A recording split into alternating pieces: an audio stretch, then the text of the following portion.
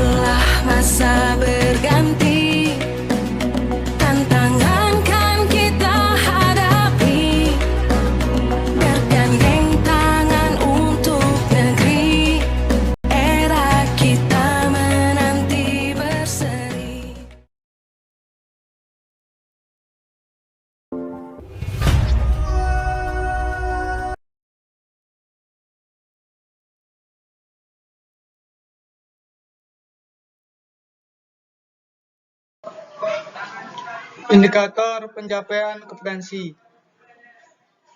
Pertama, menjelaskan pengertian pertumbuhan dan perkembangan manusia. Yang kedua, menari memerlukan gerak yang kuat dan lemah. Yang ketiga, menjelaskan pengamalan sila kedua Pancasila. Yang keempat, menjelaskan gerak lokomotor dan non-lokomotor. Yang kelima, menghitung dengan mengurangkan.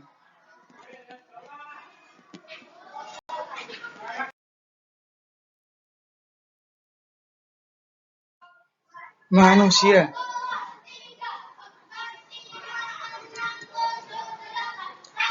Manusia adalah makhluk hidup. Manusia memiliki ciri-ciri sama dengan makhluk hidup lainnya, seperti pertumbuhan dan perkembangan. Bertambah besar dan tinggi merupakan contoh pertumbuhan. Jadi, pertumbuhan manusia ditandai dengan bertambahnya ukuran, berat badan, dan tinggi badan. Perkembangan manusia ditandai dengan perubahan keterampilan, kematangan fisik, emosi, dan pikiran menuju kedewasaan.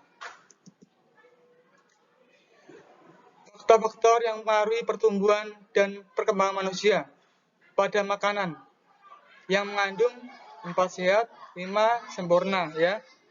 Di antaranya makan pokok berupa apa aja, anak? Ya, berupa nasi, kentang, jagung, roti, umbi, dan sagu. Sedang lauknya bisa daging, ikan, tahu, tempe, telur, cumi, ya. Untuk sayurannya bisa kangkung, bayam, wortel, buncis, kacang-kacangan, dan lainnya. Buah-buahan bisa jeruk, apel, anggur, pisang, mangga, jambu, dan lainnya. Dan ditambah satu, untuk sempurnanya apa? Susu, ya. Susu bisa susu sapi ataupun susu kambing, ya.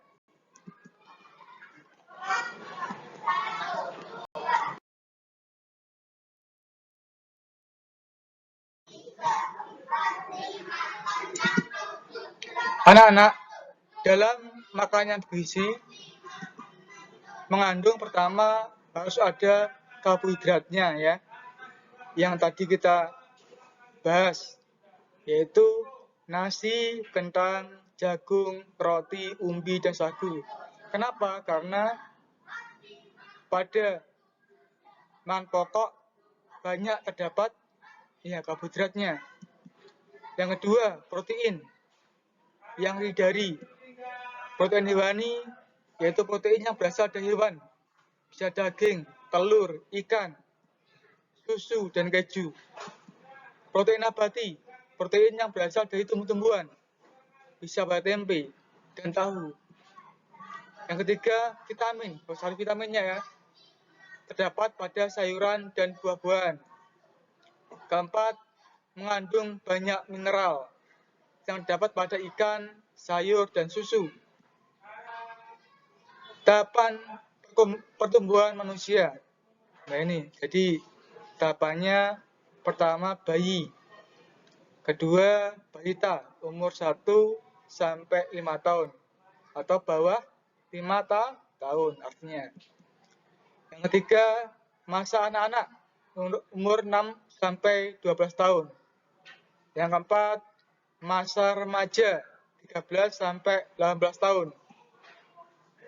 Yang kelima masa dewasa umur 19 sampai 60 tahun dan lansia umur 60 tahun ke atas. Anak-anak, ada hal yang mengaruhi pertumbuhan ya. Pertama, makanan yang bergizi yang tadi kita bahas tadi ya. Yang kedua, harus cukup olahraga. Yang ketiga, istirahat yang cukup atau adanya rekreasi. Untuk apa? Untuk membuat kita semakin segar tubuhnya ya. Ya. Makanan sebaiknya dimakan sekali. Jadi ada beberapa makanan yang sebaiknya dimakan sekali ataupun dihindari ya. Pertama, coklat dan permen. Kenapa? Karena keduanya menggerogoti email gigi sehingga gigi rusak. Nah, kamu kan sering kena sakit gigi, ya kan? Kenapa? Karena terlalu banyak makan permen sama coklat, ya.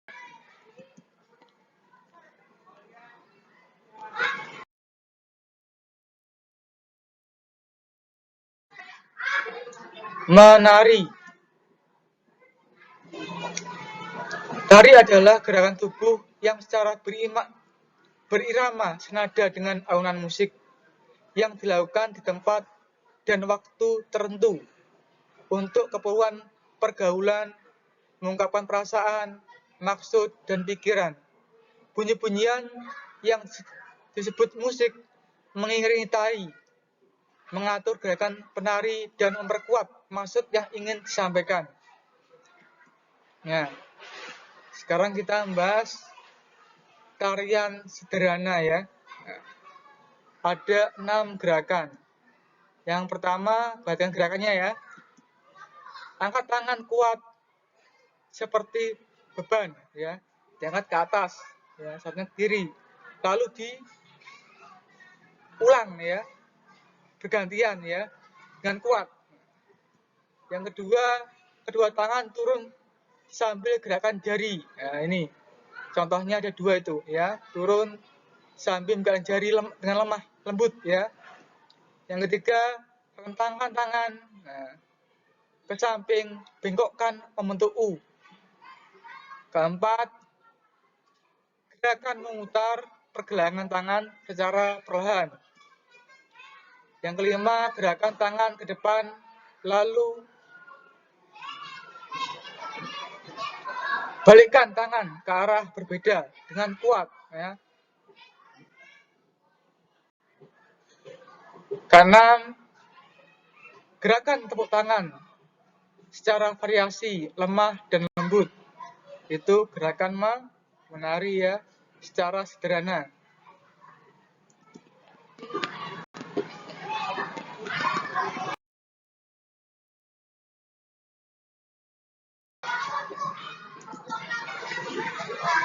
Simbol dalam Pancasila. Apa ini anak? Iya, ini rantai emas ya. Merupakan pengaman sila berapa anak? Lambang ini. Iya, sila kedua ya. Nah ini, rantai emas merupakan lambang Pancasila sila kedua. berbunyi kemanusiaan yang adil dan beradab. Manusia diciptakan dalam keadaan yang berbeda-beda. Ada yang tinggi, ada yang pendek, ada yang gemuk, ada yang kurus. Selain itu manusia memiliki kekuatan yang berbeda-beda.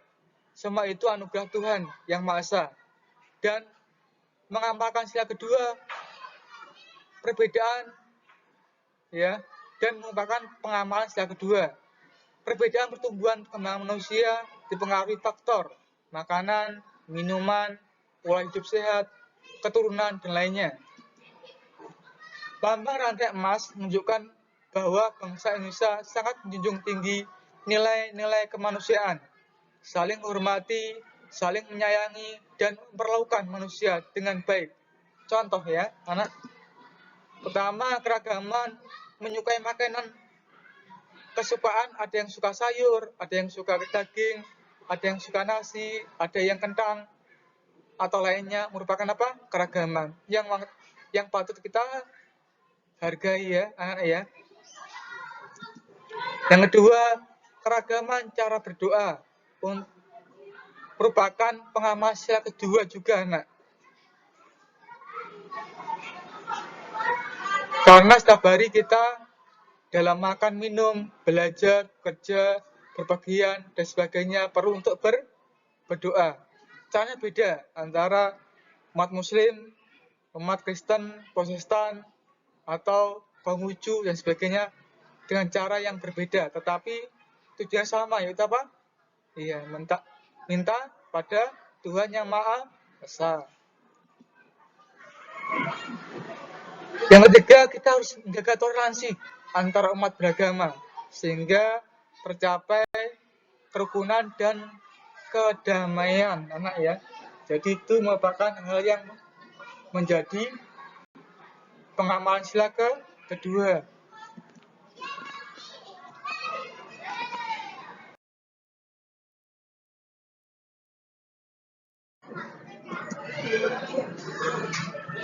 Gerak lokomotor dan non-lokomotor.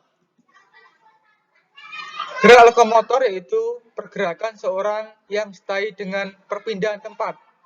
Sedang gerak non-lokomotor yaitu pergerakan seorang yang tidak disertai perpindahan tempat.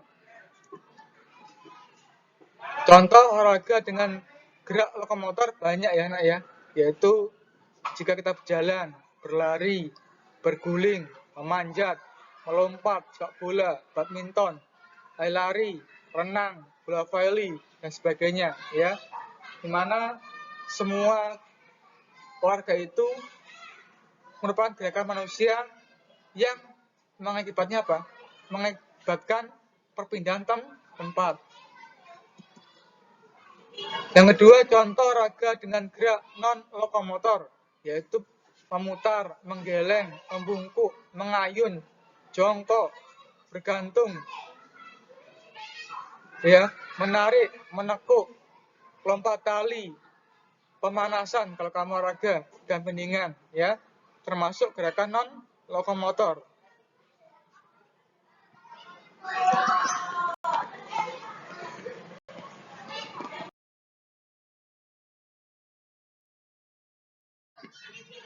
Matematika. Ya, sekarang kita mencoba mengklasifikasikan atau mengelompokkan angka. Ya, contoh 2345 dan 4537. Nah ini, jadi kalau kita kelompokkan maka 2 adalah ribuan, 3 adalah ratusan, 4 adalah puluhan, 5 adalah satuan. Yang kedua, untuk 4537, 4 apa? Ribuan. 5 apa? Ratusan. 3 apa? Puluhan, ya. 7 satuan, ya, anak ya. Nah, sekarang kita belajar mengurangkan. Mengurangkan adalah salah satu operasi aritmatika dengan mengurangi nilai yang digunakan untuk mengeluarkan beberapa angka dari kelompoknya yang dilambangkan dengan Iya, min ya. Ini contohnya ya anak ya. Nah, contoh 45 dikurangi 25. Yang kedua 65 dikurangi 23. Yang ketiga 64 dikurangi 47. Yang keempat 95 dikurangi 67 ya. Nah, untuk 45 dikurangi 25 hasilnya berapa? Ya 20. Dengan apa? 4 kurangi 2 2. 5 kurangi 5 kosong. Jadi 2 20 ya. Untuk 65 dikurangi 23, 6 kurangi 2 berapa? 4. 5 kurangi 3 2. Jadi 4 42. Untuk 68 dikurangi 47. 8 kurangi 4 berapa? Ya. 8 kurangi 4 4 ya. 6 kurangi 7 berapa? Ya. Nggak bisa ya. Jadi ambil 1 depannya ya. Sehingga depan 3. Lalu 16 kurangi 7 berapa? Ya, 16 kurangi 7 jawabnya 9. Jadi 39 ya.